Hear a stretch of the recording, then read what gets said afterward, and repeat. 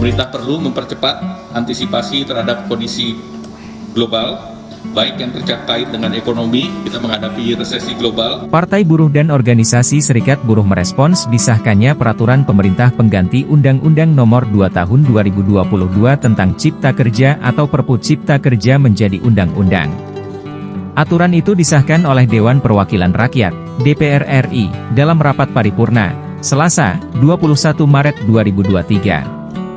Sikap Partai Buruh dan Organisasi Serikat Buruh adalah menolak Omnibus Law Undang-Undang Cipta Kerja yang telah disahkan DPR RI pada hari ini, ujar Presiden Partai Buruh Said Iqbal dalam konferensi pers virtual, Selasa. Penolakan keras bahwa DPR menyetujui Perpu menjadi undang-undang.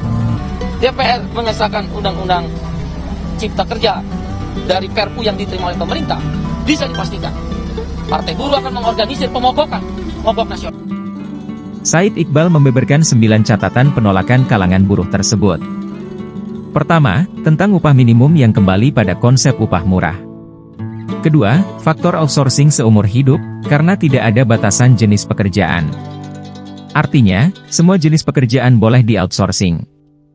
Bahkan negara menempatkan dirinya sebagai agen outsourcing, kata dia. Ketiga, tentang kontrak yang berulang-ulang, bahkan bisa 100 kali kontrak. Said Iqbal menilai, itu yang dimaksud kontrak seumur hidup, karena dikontrak terus walaupun ada pembatasan 5 tahun. Itu kalau kontraknya berkesinambungan, tapi kalau kontraknya putus-putus, akhirnya seumur hidup juga, tutur dia. Itu semuanya ingin melayani percepatan investasi. Siapa coba? Itu ingin mempermudah bekerja, malah dalam proses perbaikan itu, kita sudah diskusi apa yang diinginkan, masukkan semua. Sehingga nanti di Perpu itu sudah dibahas semuanya, dan saya melihat memang kan reaksinya datang dari akademisi, ya sudah bagus. Saya juga akademisi, mungkin saya kalau tidak jadi menteri ngerti kayak gitu. Keempat, pesangon yang murah. Dulu, kata Said, dalam aturan perundang-undangan seorang buruh ketika di PHK, pemutusan hubungan kerja, bisa mendapatkan 2 kali pesangon, sekarang hanya 0,5 kali. Kelima, tentang PHK yang dipermudah. EASI Firing yang dikumandangkan oleh Menko Perekonomian ditolak oleh Partai Buruh dan Organisasi Serikat Buruh. Mudah memecat, mudah merekrut orang, memang ini negara kapitalis? Negara kita adalah Pancasilais, ucap Said Iqbal. Keenam, pengaturan jam kerja. Dalam UU Cipta Kerja diatur soal pengusaha wajib memberi waktu istirahat dan cuti bagi pekerja.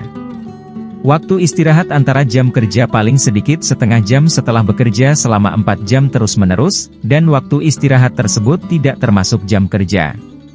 Sedangkan istirahat mingguan 1 hari untuk 6 hari kerja dalam 1 minggu atau 2 hari libur jika bekerja 5 hari per minggu.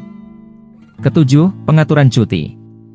Hal ini menindaklanjuti tidak adanya kepastian upah, khususnya bagi buruh perempuan yang akan mengambil cuti haid atau cuti melahirkan. Kedelapan, adalah tenaga kerja asing, di mana dalam Perpu yang menjadi UU, diatur boleh bekerja dulu baru diurus administrasinya sambil jalan.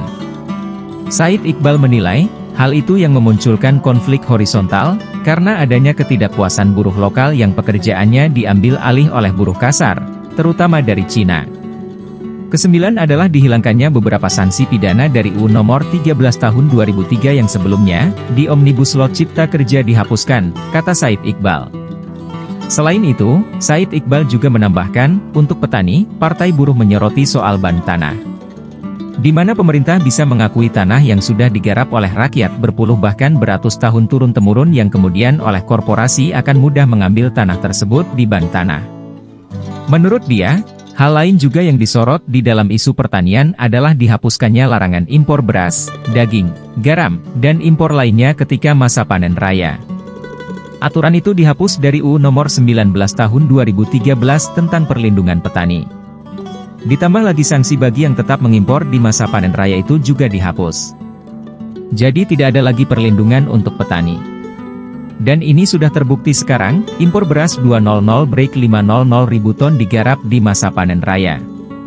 Kalau mengikuti UU Nomor 12 Tahun 2013 itu tidak boleh, penjara 6 bulan dan denda 2 miliar rupiah kalau melakukan impor di masa panen raya, di Omnibus Law ini dihapus, ujar Said Iqbal.